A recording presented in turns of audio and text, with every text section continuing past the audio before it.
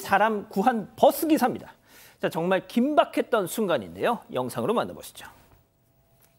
자, 경남 창원의 어느 도로를 달리는 버스입니다. 자, 한 여성이 다급히 버스 문을 꾹쿵. 어떤 괴한이 쫓아와요. 살려주세요. 뭐라고요? 얼른 타세요, 타세요. 자, 버스 출발합니다. 자, 그런데 문제의 그 괴한 도로까지 와가지고 버스 주변을 기웃대는데요. 자, 괴한을 보자 어쩔 줄 몰라하는 저 여성. 신호, 어이구. 자, 지금 자, 신호 바뀌자 버스 출발합니다. 자, 기사님의 도움으로 여성은 위기를 탈출했습니다. 자, 양 변호사님, 심지어 저 여성분 다리가 불편해서 뛰기도 어려웠다는데, 아니 저 괴한 저 어떻게 따라온 거예요? 그러니까 사실 일면식도 없는 사이고요. 정확하게는 아직은 왜 그랬는지를 알 수가 없습니다.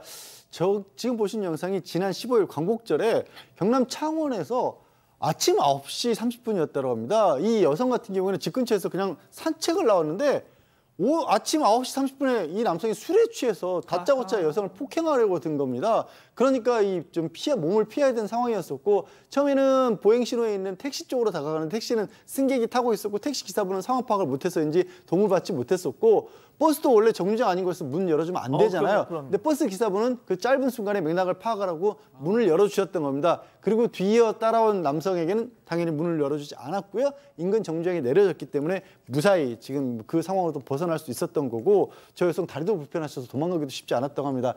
그때 이제 감사 인사 못 드렸다고 버스 기사분께는 감사 인사를 드리고 그 남성도 잡아야 되지 않느냐 수사를 한 상황입니다. 아, 지금 박 변호사님 못 잡았어요?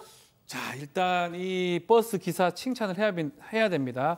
창원의 3606번을 운전하고 있는 이승현 기사님인데 이분의 판단이 아니었으면 큰일 날 사고가 발생할 수 있습니다. 최근에 무차별 범죄들 이런 게 많이 있잖아요. 뭐 아직 확인은 안 되고 있는 상황이긴 한데 어떤 그런 류의 범죄라면 큰일 날 수 있는데 사실은 그 상황을 심각한 상황으로 판단했던 것 같아요. 순식간에 판단하고 문을 열어줬고 그게 아니었으면 큰일 날 수 있었기 때문에 이 버스 기사님, 이승현 버스 기사님을 칭찬해야 될 것 같습니다. 박 변호사님, 진짜 아예 여기 정류장 아니에요. 못 열어줘.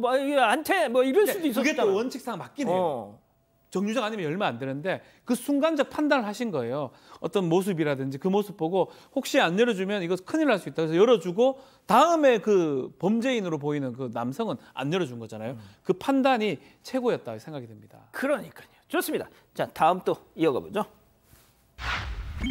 학대당한 개 돌려줬답니다. 자, 지난 6월 한 견주가 산책하던 강아지에게 발길질 했던 그 사건 전해드린 거 기억나시나요? 그와 관련해서 저희에게 추가 제보가 왔습니다. 자, 일단 기억 안 나실 수도 있으니까 당시 영상 먼저 보시죠.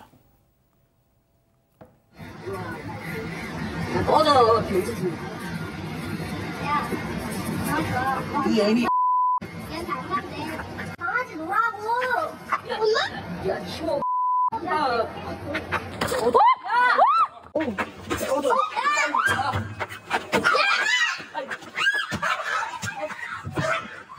내가 키우자. 야, 이거. 내게 아니야? 언니가 찍었지? 자, 당시에 저 남성의 부모가 강아지 소유권을 포기하겠다. 저 불독이거든요. 그래서 고양시 동물보호센터로 가게 됐고 저희도 혹시 입양하실 분들 계시면 연락 달라 이랬는데, 자, 지금 나오죠. 저 피해 불독이 다시 저 견주에게 갔다는 제보가 들어왔어요. 네, 일단 당시 사건 먼저 설명을 드리겠습니다. 지난 6월 3일 새벽 2시쯤이었고요. 경기도 일산에서 산책 중에 저렇게 강아지를 폭행하는 사람을 목격을 한 겁니다. 그래서 이걸 발견한 사람이 말렸는데 그랬더니 보란 듯이 무차별적으로 폭행을 더 이어갔고요. 대리석 벽에 강아지를 패대기 쳤습니다. 심지어 이 말리는 사람까지 폭행을 했습니다. 그 이후에 저 견주의 부모가 경찰서에서 아들은 정신병원 입원시키겠고 강아지 소유권은 포기하겠다. 이런 관련 서류를 작성했다고까지 지난 6월에 저희가 전해드렸습니다.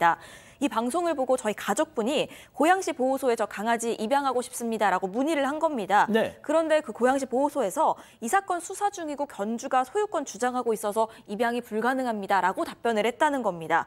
제보자는 설마 이렇게 학대 정황이 명확한 상황인데 학대범에게 돌아가진 않겠지 하는 생각으로 계속 추이를 지켜봤다고 하는데 결국 이 유기동물 공고 시스템에 이 강아지에 대해서 귀가라는 표시가 떴다는 겁니다. 아하. 그러니까 학대범에게 돌아간 걸로 보인다고 통탄스럽다면서 제보를 주셨습니다. 이야, 이게 진짜 동물보호법이 진짜 엉망이어서 그래요. 학대 정황이 분명한데 소유권 포기 안 하면 돌려준다.